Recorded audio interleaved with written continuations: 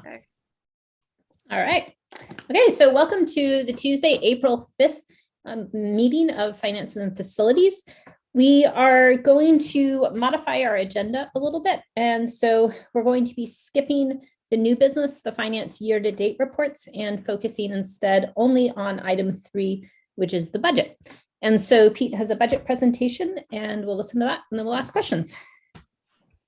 Well, no questions. I didn't tell Pete he was going to have to answer questions, but he's going to have to answer questions. All right. Hey, I'm in the meeting. What do you think you're going to have to do? I thought I had enough of you yesterday. All right, here we go. It's only a half hour. Now I got to go back to, how do I screen share again? All right, here we go. I'm way off here. Share my screen.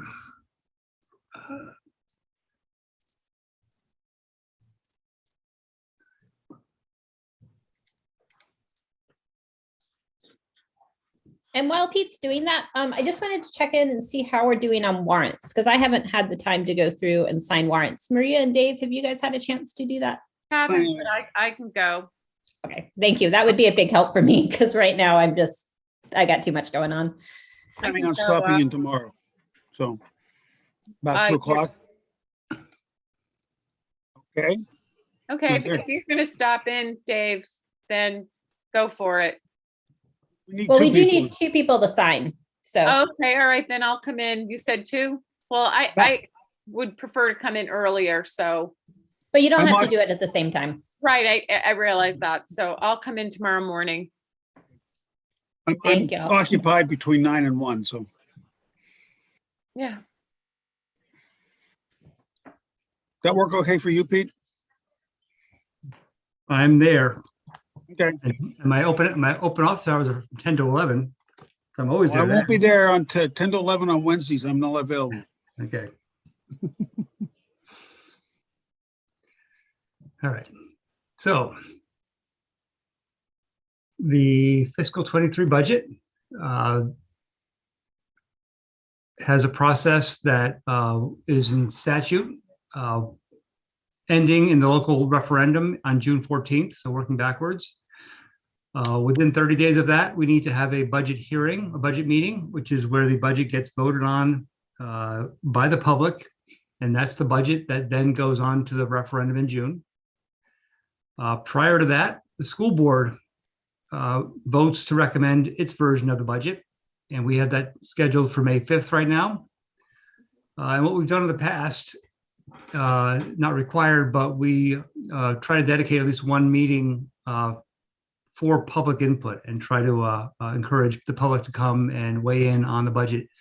And I like doing that prior to the board's vote, so the board can use any kind of comments that we might receive or they might receive in their deliberation for the budget in May.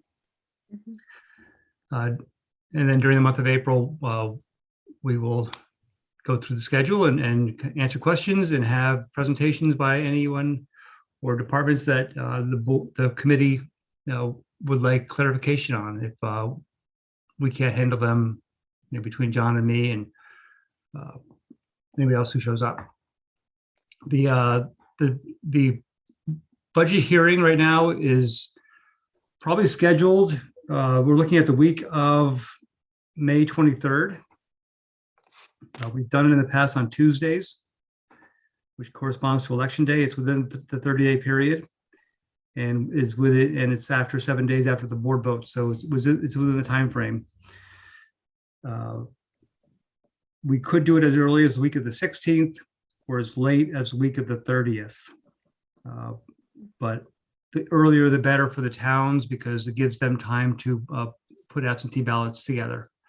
Because the absentee ballots cannot be voted on until the budget meeting at the end of May, because that is when the budget becomes the public budget to be either affirmed or not affirmed at the referendum. So I'm going to just stop. And is there any kind of I have questions. references to the week that we hold this meeting? Go ahead, Maria, if you want to do that first. I was just curious what happens if the board doesn't recommend the budget? Then we go back and we answer, we fix what the board wants to fix, or the board, makes changes at that night, at that meeting, and puts that budget forward to the public. Okay, and what happens if the budget hearing meeting in May, that it's not advanced by the public? It is. It has to be. It can be changed. The public can change it, but a budget has to come out of that meeting. Okay, so theoretically, what someone in the public can say, or a lot of them can say, we don't like it, it's too low or it's too high, fix it, and we fix it dynamically. No, what they'll do is, it's actually like a board. It's a board meeting when everybody's equal. So it's basically like your town meeting in Owl's Head or the other local towns, that anybody on the floor can make a motion. We go through the budget article by article, regular instruction, special education, career and technical education, every article that we have that's required by statute.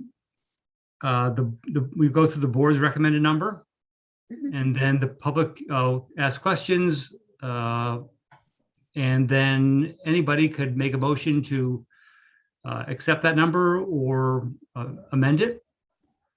And the amendment goes through the regular process like a board meeting. Has to be a majority rules.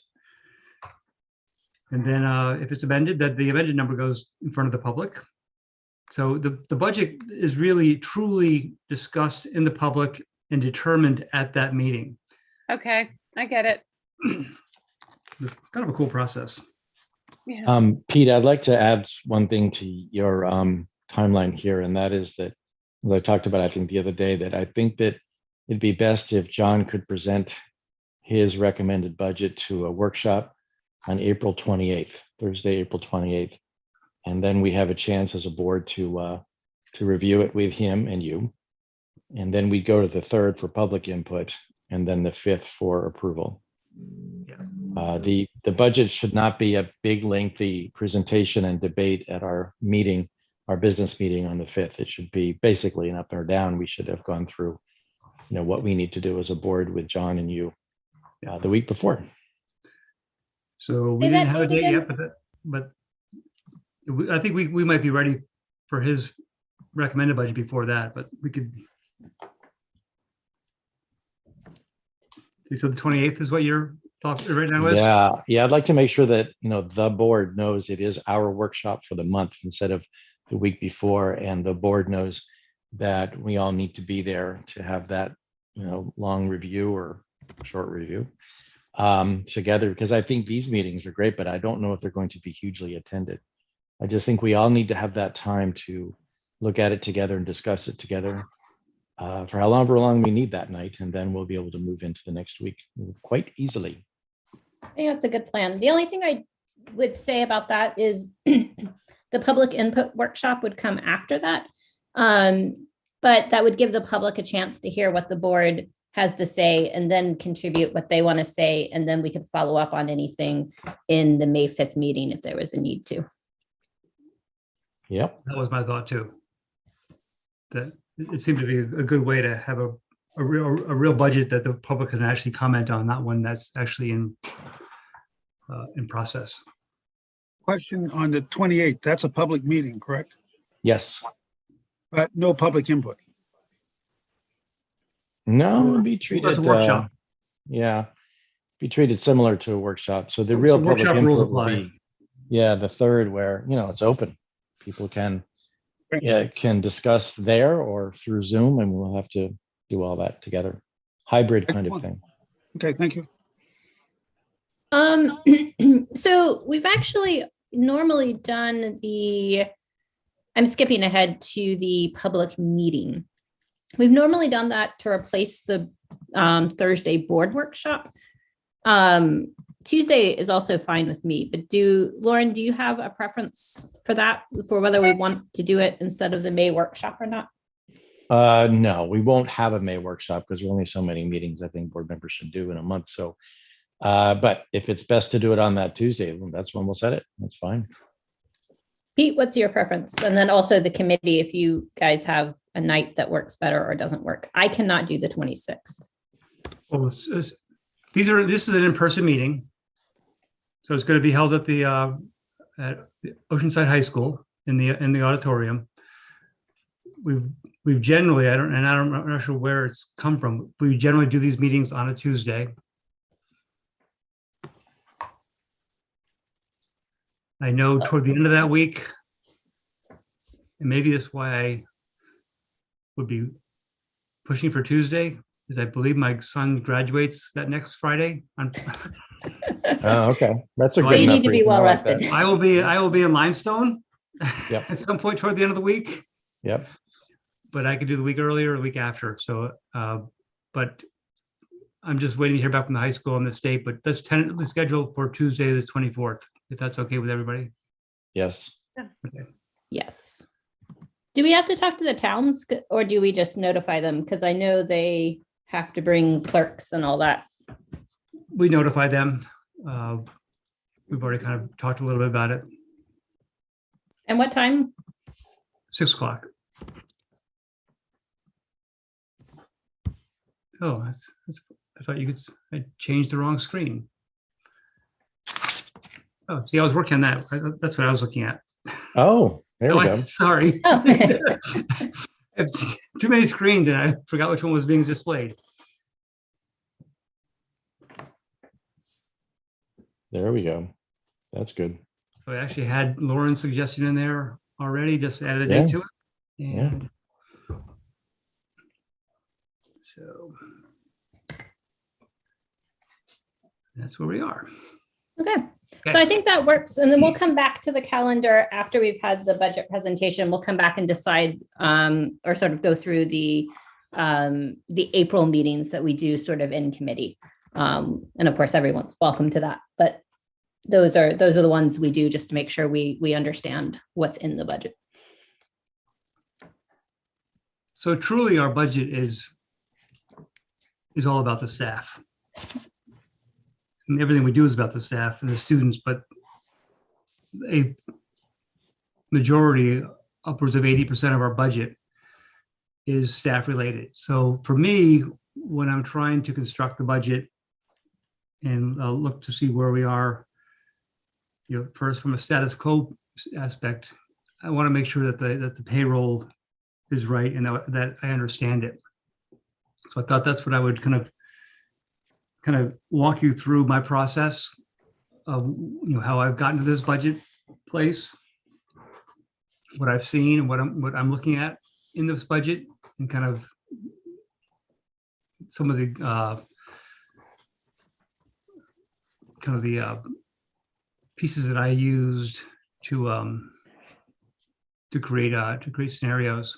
But the first is payroll, and this budget, I start with a no change in payroll, no change in people. Positions that are budgeted for fiscal 22, those positions carry forward for fiscal 23. I start there, and then I try to understand what's different, because when the budget's created last year, a lot of those positions that we had budgeted for have different people in them. So we budget either with somebody who we know is retiring, but we don't know who's filling it, or we have changes, or we have people shifting between buildings, between programs and special ed, between general ed and special ed. So what I want to do is try to understand kind of where that shakes out in the budget and kind of account for that. Oh, wrong screen. So this is really the payroll status quo. This is personnel moving. This is the version that didn't get spell checked. So this is personnel moving, either between buildings or between programs. We have some changes because staff has been funded by grants. Ed techs that we chose to use ESSER funding instead of the general ed funding. We had to add staff during the year, primarily speech and psychology and BCBA services because we needed to address the needs of the students. And then we have changes over the year. For example, this year, the biggest programming change to the budget was transportation for our after-school program. So while we budgeted thinking that we could actually absorb that cost in our current transportation schedule with drivers, it actually added a cost to the year. So we're actually overspending transportation by an amount of about $150,000. So where I started was last year's budget amount was about $19 million.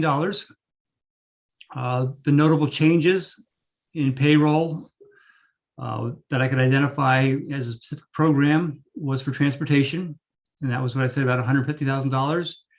We also are contracting with speech therapists, and that's roughly worth about $142,000 is what that piece is. And what I've done is I've converted those contractor services to people because I'd rather in the budget account for them as people. So those two numbers represent extra hours for drivers and a position and a half, I believe, for speech therapists in that program. We've also, in other changes, mostly from retirements, resignations, and replacing staff who have left for any reason, we've had a reduction in their cost of about $128,000. So that's generally because we bring people in at lower on the scale than when they leave. So the net status quo increase in our payroll budget, with nothing else changing, is about $162,000. The next thing I do is I look at health insurance. And I look at the changes to health insurance before I add the expected increase. So these are changes due to new staff adding benefits for a spouse or a dependent child, or having a child, and increasing their coverage, or by hiring new staff. And what I mean by that is we might hire a teacher with a young family who chooses full family coverage rather than somebody who may have retired and was either taking single or two adult coverage. So this includes both new staff with increased coverage and current staff who have increased their coverage, which increases our contribution. And that could be as much as $15,000 to $16,000 per employee in change in the difference. The next piece I did was I increased our expected premiums by 8%. So we bear the full cost of that 8% for a single, and we bear about 6%, a net 6% on the cost of dependent plans, because we don't contribute 100% for those plans. So they share in that increase. So these are health insurance actual increased numbers, because that came in back in February, right? No. Okay.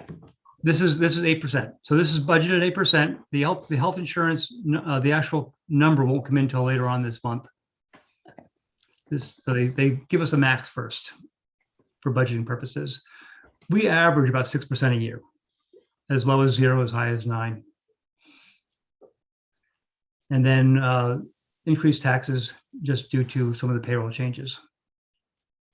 So for a total health insurance increase for next year of $835,000.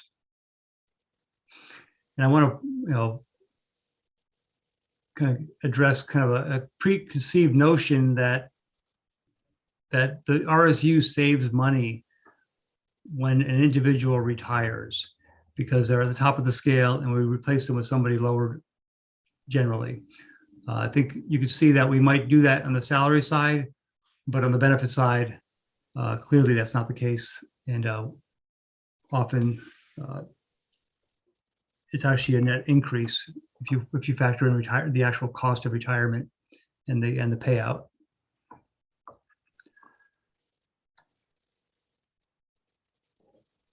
The next piece, now that we have the people and the benefits, I go through and I try to estimate the best I can what next year's salary will look like for our entire staff. Some of them are easy. If we have a contract in force with a group, we just increase their step. We increase the scale for the cost of living. That was agreed to, and that's done.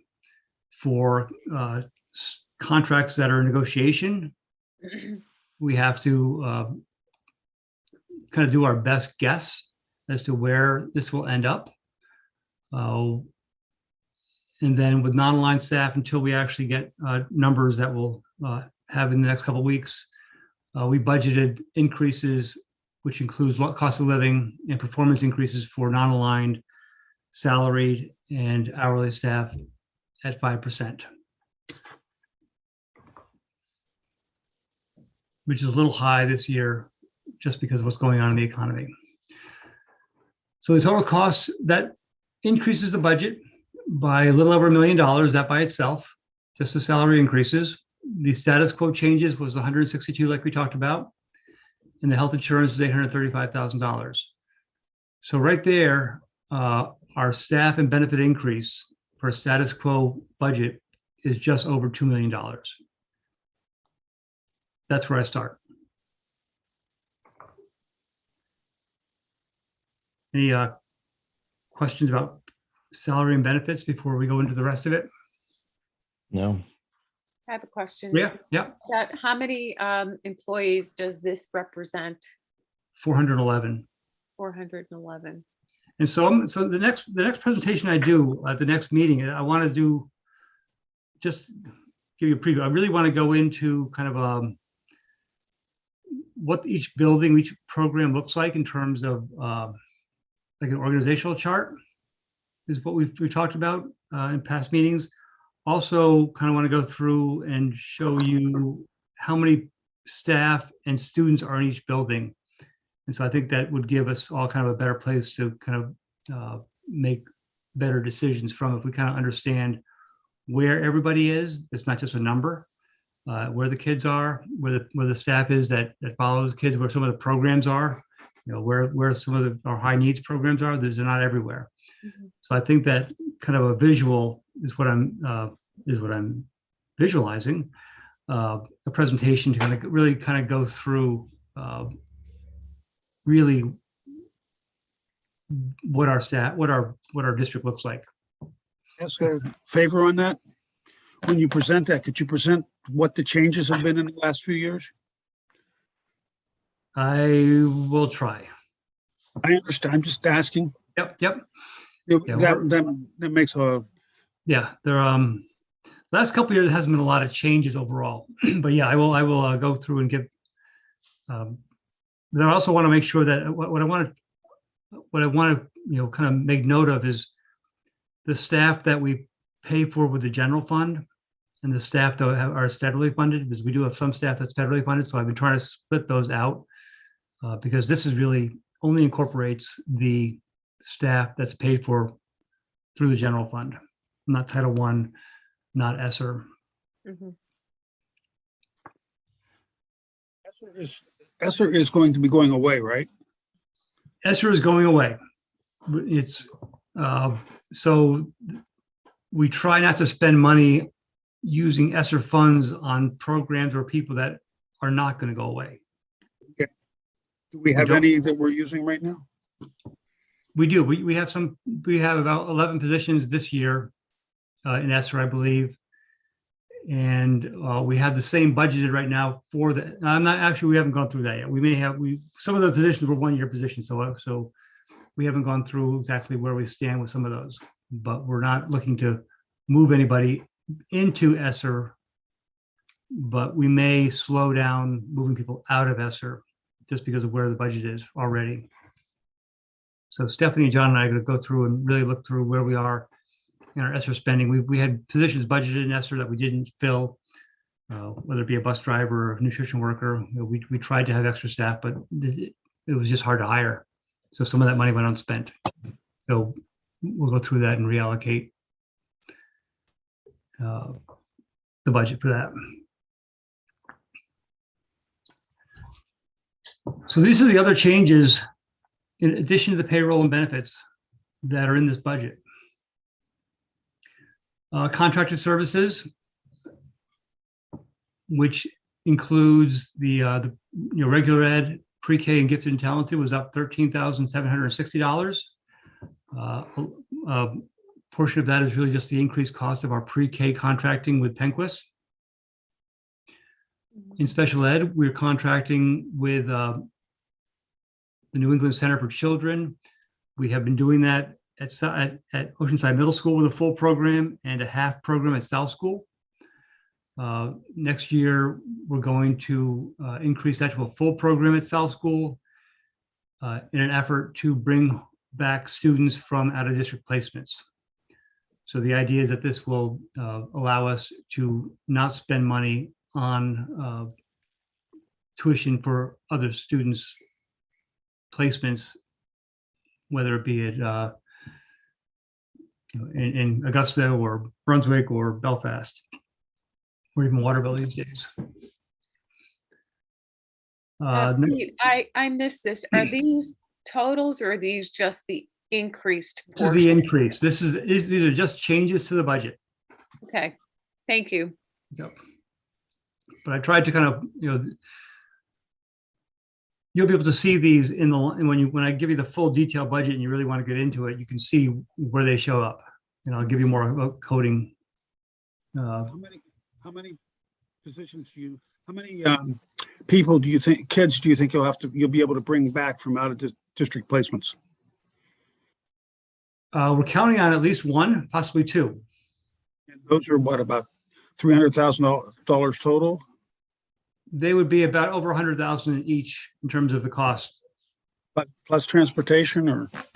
That'd be including transportation. It depends on how far they go. We have some that are, we're paying we have a full-time driver. We have an 8-hour driver 5 days a week. And a lot of these are programs that run year round too. So this particular move, the increase could be a decrease in net. It could be a net decrease, but it's hard to kind of account for that income right now, or the lack of the other expense. The other expense is actually paid for through our special ed federal funds,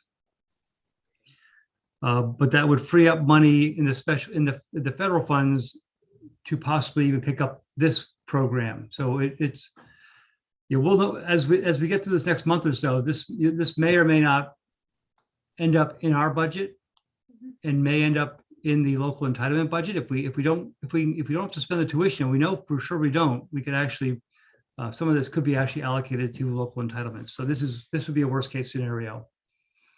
Wait, can you explain what you mean when you say allocated to local entitlements? So our local entitlement grant generally pays for out of district tuition. That's how we've chosen to spend it.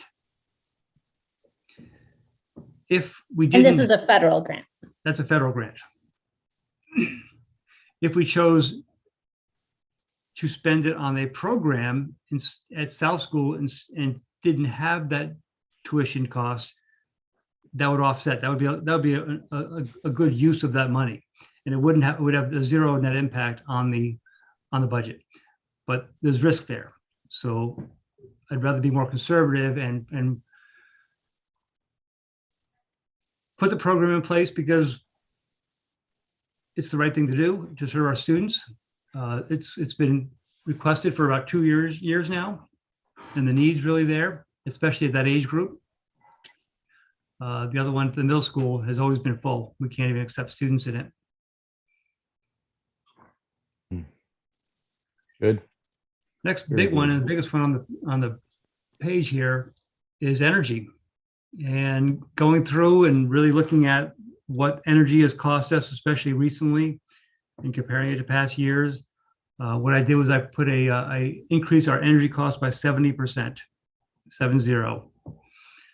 And that seemed to be in line with what we've been spending for oil, propane, and gasoline, both for vehicles and diesel. And so this is all that. This is energy for heating, energy for driving. So to be clear, like our energy costs you predict will go up 70% this coming fiscal year. Correct. Wow. And you're basing that on historic numbers? Walk me through that again. Well, I'm basing it on more recent numbers. So I'm looking at the last couple of months and seeing how those numbers compare to prior years in terms of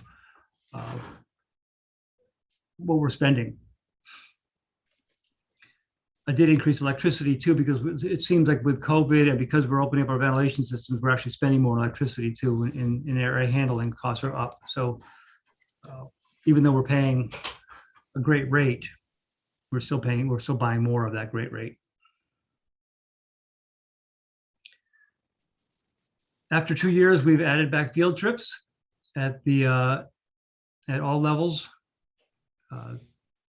This includes the fees that they may cost, as well as the transportation to and from them. It's allocated throughout the buildings, as well as special ed that we have not been doing for a couple of years now. The next is furniture, equipment, and supplies. And part of this is because of the recoding and the way the federal procurement statute has changed the way we look at equipment. And so whereas we would normally treat a $500 purchase of a desk as a capital expenditure, we've limited that to any expense over $5,000. So we've actually recoded some of the budget lines that were formerly capital, and we now code them as a special supply line, furniture and fixture supplies. And so this is kind of the net effect of those two changes. It's not really adding money. It was just kind of moving it between codes. But I wanted to kind of, at least highlight that, because you'll see that if you do cross sections of the budget, you'll see that. So the net change there is $10,000. And then the last is we'll be buying, like I said, we're buying 2 buses at the end of this year, and we're buying 2 buses at the beginning of next year. And so those 4 leases, as well as the expiring lease and money that we've already allocated, has a net increase of the budget of about $10,000. So this includes the 4 bus leases of the 4 new buses. The leases are not what the standard car lease. We own the buses when we're done, right? It's a capital lease, correct? Okay. There's an appropriation clause that is required for us to do a lease. Hey, just on that, because it'll be a while before we get to transportation. Did you see the federal government has some kind of electric grant application that's only available in April? Yeah, we're working on that. Okay, good. I figured you were. We've got that one going. We have one on the lead remediation grant that's due on the 15th. Let's see, next. Other changes every year, as our principal decreases in our bonds, we have a reduction in our interest. I'll be about $80,000. Fiscal 22, we have paid our last payment on the bond that built the Cushing Community School, or renovated it, I guess. Built it? Yep. Boy, it's only 20 years old, huh? Yep. So that payment, the net payment was $84,000, so we've recovered that. And then for kind of budget purposes, I took all the contingencies down to zero. I like starting with zero during the budget process. And so I take all the contingencies out because I think that's that's something we need to kind of decide as we go.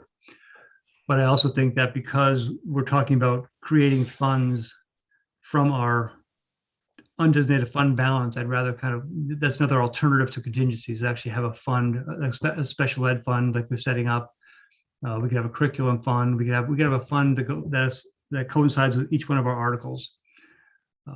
So I think that it's an alternative that we can use that would not be funded by the budget itself. Would be funded by the unspent portions of prior year's budgets. And that's what you mean by the SRRF sinking fund? No, that's something else. That's so. This would be kind of a placeholder to start putting money aside to pay the first payment on a proposed revolving renovation fund debt. So if we do go and we borrow that money, this would be, and we could theoretically not have to pay the first payment until the early fiscal 24. This would allow us to kind of ease ourselves into that budget, into that payment over time. And I think, when I presented about how we might afford to pay that without impacting the budget, this is kind of part of that, is that we actually take advantage of those bond interest reductions, the Cushing Community School reductions, and then other ways would actually be more creative and kind of either prepaying some next year's obligations early. So basically, all the changes, all the non-payroll changes, non-payroll and benefits changes is just under $210,000. So up until the sinking fund, the net change to non-payroll was zero.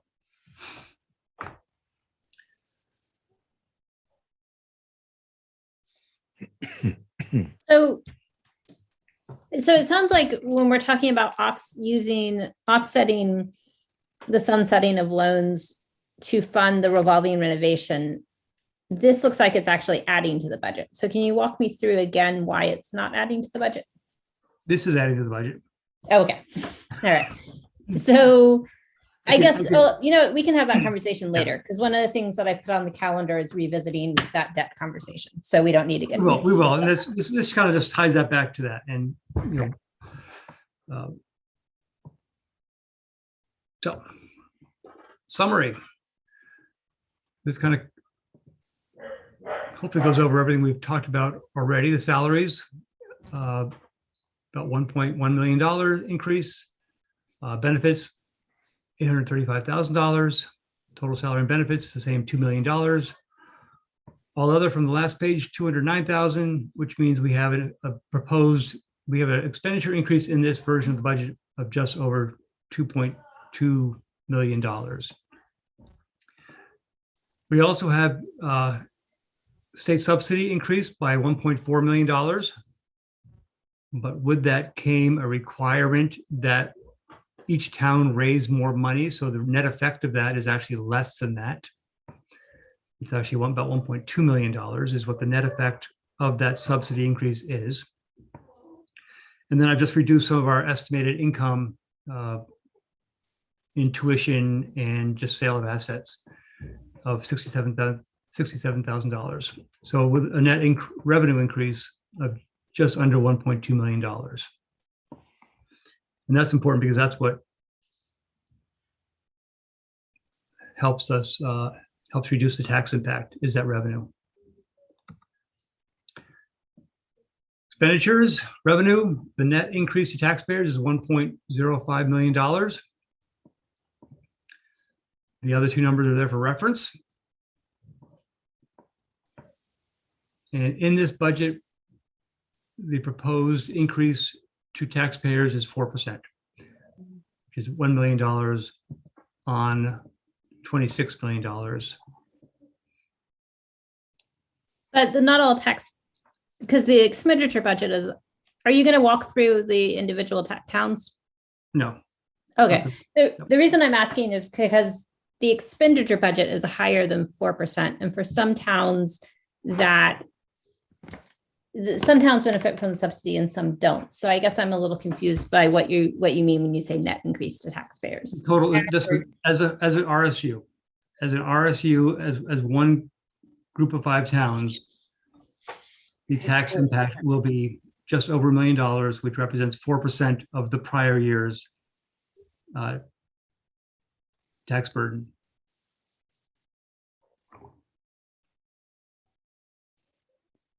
So that could be, is probably going to be spread out in not a equal fashion, Chelsea, like last year.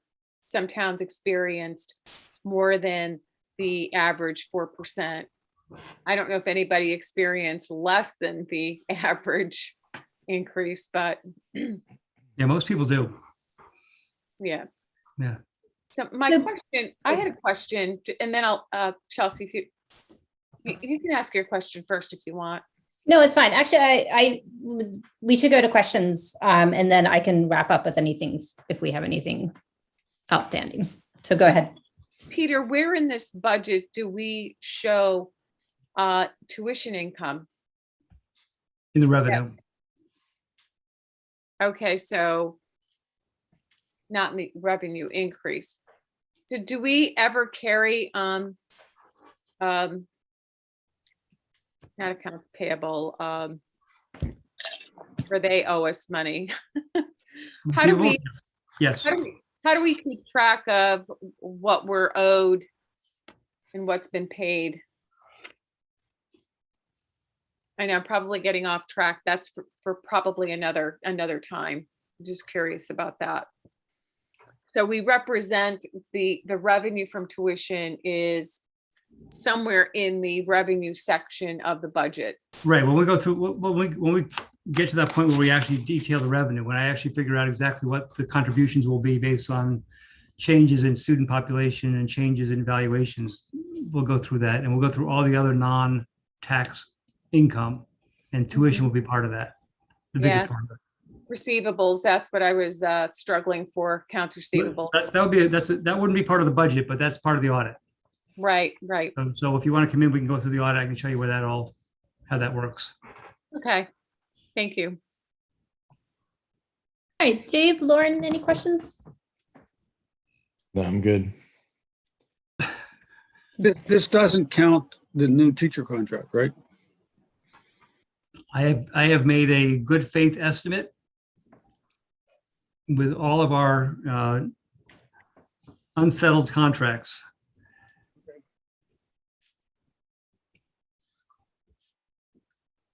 But I think it's fair to say that most of the increases were based on about a 5% overall increase.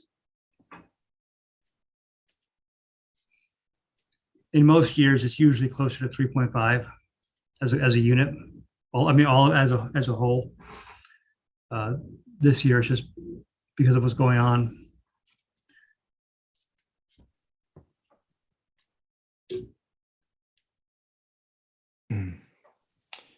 And hopefully, the insurance hopefully will come in lower too. So Pete, one of the things, so this is a net increase to taxpayers. What is the expenditure budget up year over year?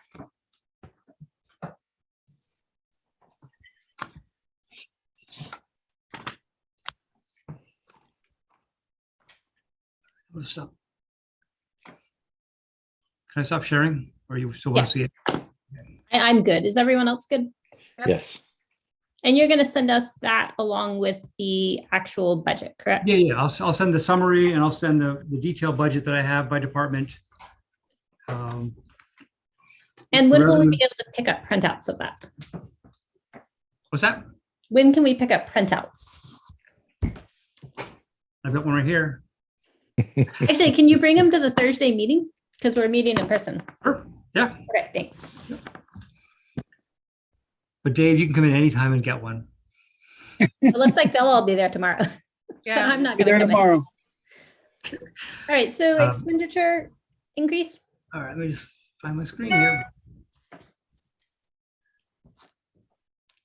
Total expenditure increase, 6.7%.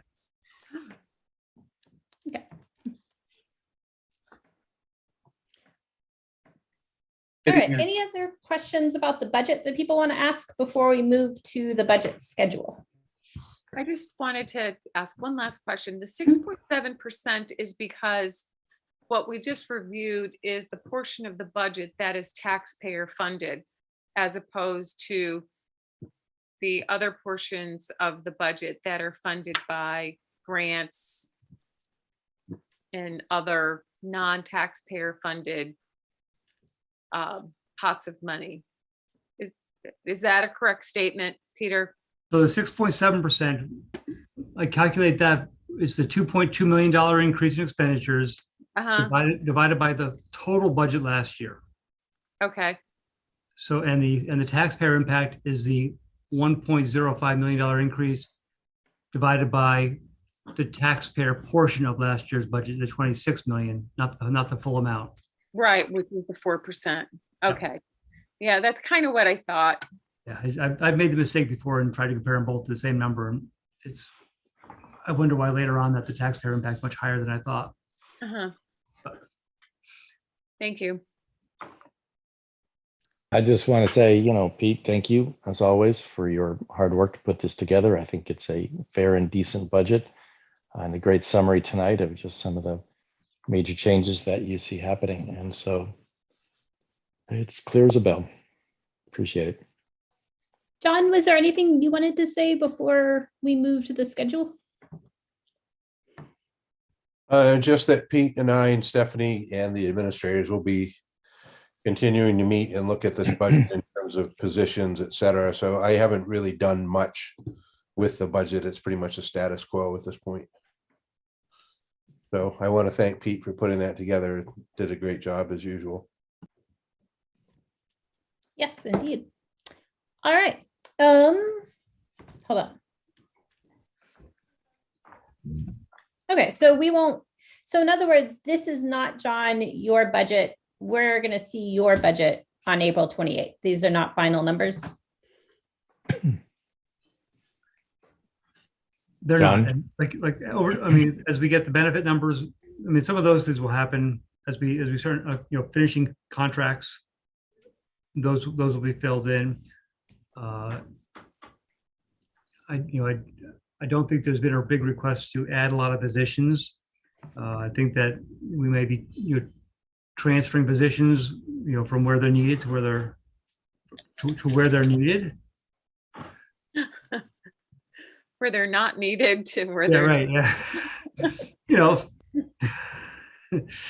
we know what you were trying to say. Better you than me. I don't really sometimes. You need to go home and I think you need to take a nap. And that would be because there might be shifting student populations at the different For needs, schools. a lot of what we have, either a grade level in one school may not have a large number, or an incoming kindergarten class might be low, but as we combine the sixth grade from all the schools at the middle school, they might need something else. Special ed, we see it a lot. We see a lot of shifting between life skills programs and intensive support programs or resource room programs. So they may shift that way. And some of those programs are between buildings. We only have intensive support programs in 2 or 3 of our buildings, where resource rooms are in all 6. So that's what I mean. But they move around in the budget. Yep. I tried to account for it on the summary sheet. I tried to kind of highlight kind of big changes in some of the payroll and where they were, and try to identify what I thought that change was, whether it be because we hired somebody with a lower salary amount, or because we're just shifting people around, like with our tech integrators, we might move them from building to building, or split up how we actually they use their time. Okay, thank you. All right, last call for comments or questions related to the budget, at least for this meeting. All right, let's do a quick look through with the draft schedule. So what I did with this draft schedule was I talked individually. We didn't talk all together. I talked individually with the various committee members and also pulled the conversations we'd been having in the meetings and also pulled a couple of things that I thought were important, because one of the things I was thinking about creating the schedule, and I know Pete's been thinking about throughout the whole year when we've talked about the budget, is that most of our board is new and this is the first budget process. So what are the things that we really need to understand in order to do a budget process? So those are the things I was thinking about, but I was also trying to be really conscious that we are getting a budget out very late and that we don't have a lot of time. So I kind of consider this like the minimum viable schedule for a budget. There are a couple of things that I really have to resist putting in, and who knows, may change my mind and argue for us putting in later. But anyway, what I was thinking basically is that we've got this first meeting and then that we have another overview once we've all had a chance to actually review the budget, where we just have like this big picture overview. Pete's done a little bit of that tonight, but I think it's a really good place for us just to make sure that we are really understanding changes, historical changes, particularly because, I mean, Lauren and I are the only board members right here that know what those historical changes are. And just that everybody has a chance to sort of have a big data dump of, I've looked at the budget, here are the questions. So that's kind of the next meeting that I'm thinking about. And then after that, having a conversation about staffing. This is, I would say, the biggest question that I get from people, whether they're citizens or even staff, is about staffing. And so I think it's really important, particularly because it's like 75% of our budget, to understand that. And so, Pete, I was glad to hear you're already thinking about some of those things.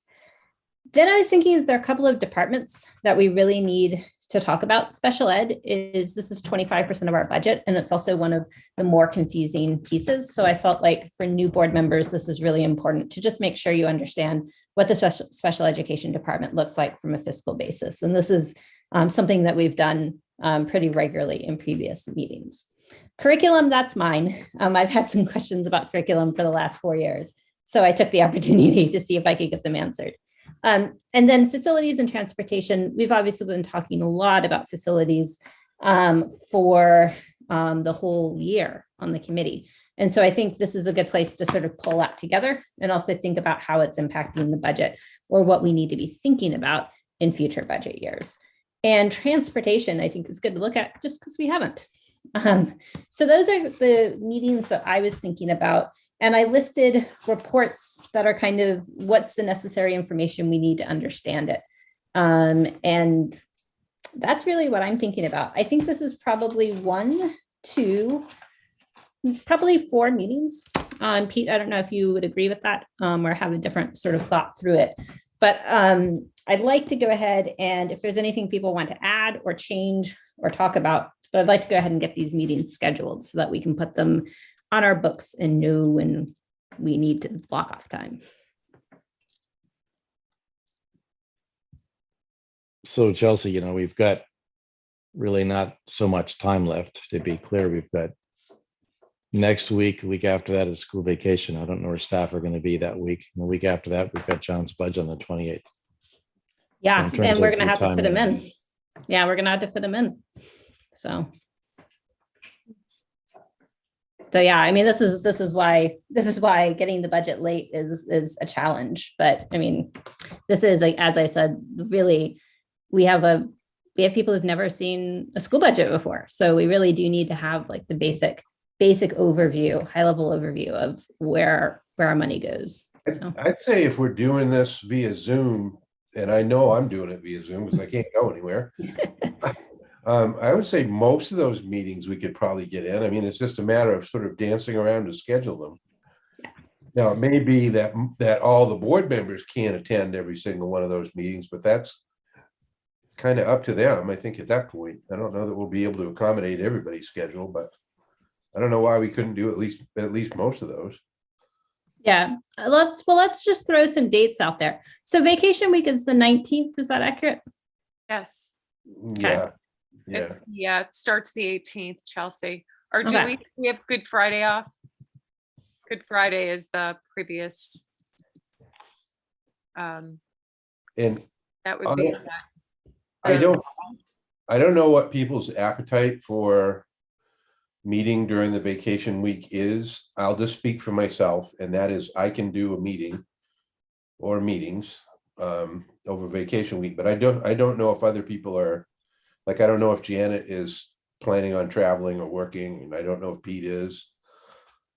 But as far Yeah, as I would prefer to avoid vacation week just because I do think it's important, particularly in this COVID time. I think it's important that staff have time to mentally decompress or catch up, but hopefully mentally decompress.